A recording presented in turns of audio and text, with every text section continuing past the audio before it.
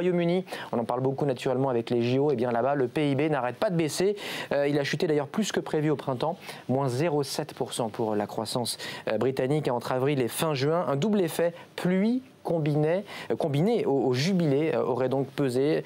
Les jours fériés accordés donc en l'honneur de la célébration du jubilé de la reine, ainsi que le temps exécrable de ces dernières semaines ont fait chuter la productivité et la consommation. C'est quand même le troisième trimestre consécutif de baisse de la croissance au Royaume-Uni.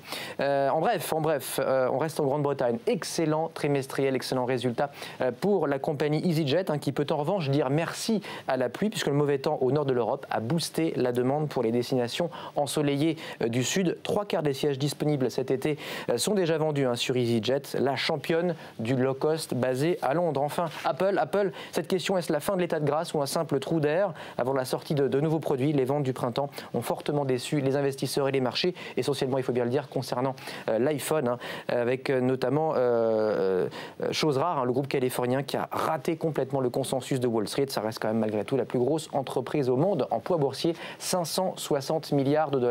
On termine justement avec un mot de la bourse, un rappel. Le CAC ce soir, légère hausse, plus 0,23%. On a quand même perdu depuis vendredi dernier 6% à la Bourse de Paris.